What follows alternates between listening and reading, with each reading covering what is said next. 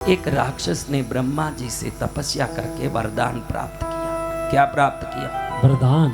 अब वरदान ऐसे प्राप्त किया, ब्रह्मा जी को वरदान देना ही पड़ा। तपस्या बहुत इतनी बड़ी की कि ब्रह्मा को प्रकट होना पड़ा। ब्रह्मा कहते हैं कि जो इच्छा हो वर मांग लो। वो कहें कि प्रभु मैं अग्नि से करोड़ गुना गर्म रहूं, उग्र रहूं और तापमान रहूं, ऐसे मुझे शक्ति दीजिए। ब्रह्मा जी ने अभी वरदान देना था, बोला था तो तथास्तु कहा।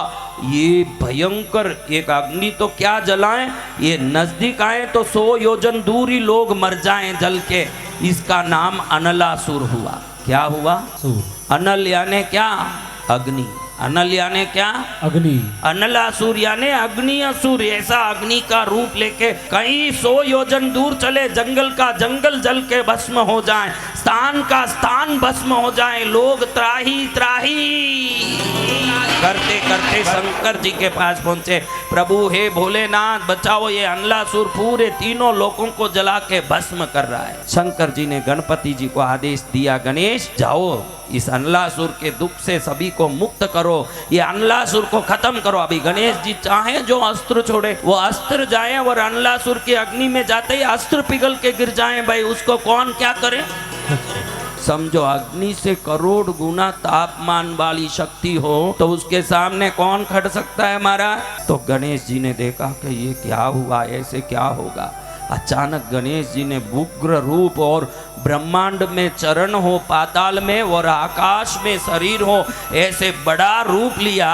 अपने हाथ से अनलासुर को फट पकड़ के मुंह में डाल लिया।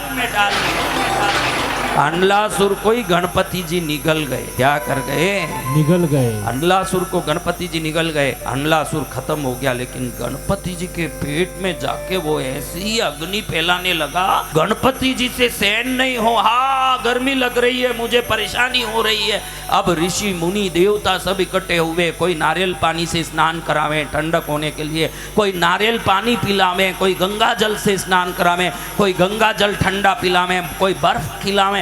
कुछ भी करो भाई, वो करोड़ गुना अग्नि से तेजस्वी राक्षस क्या छोड़ेगा? नहीं। जब जाके ऋषि मुनियों को लगा कि संसार की औषधियों में दुर्लभ औषधि है दूर्वा। क्या है?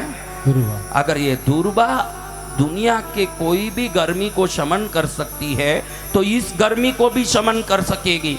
तो दूर्वा का ढेर लाके गणपति के ऊपर डालने लगे सभी ऋषि मुनि देवता।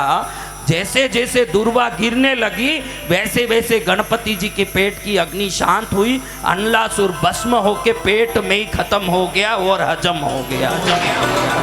जब गणपति जी को ठंडक हुआ, गणपति जी ने आशीर्वाद दिया कि आज से जो भी व्यक्ति मेरे सिर पर लाके दूर्वा डालेगा उस पर मैं ठंडे भाव से सर्व कार्य सिद्धि का आशीर्वाद दूंगा। जय गुरुदेव। तब से गणपति को दूर्वा की पूजा शुरू हुई। लेकिन आजकल लोग गणपति के चरण में दूर्वा डालते हैं और माला भी पहनाते हैं, सिर पर नहीं रखते। लेकिन जो थोड़ा दूर्वा चरण में डाल के दूर्वा माला भी पहना के, थोड़ा दूर्वा पूर्व मुखी या उत्तर मुखी हो, इसके ऐसे करके 2-4 दूर्वा सिर पर रख दें।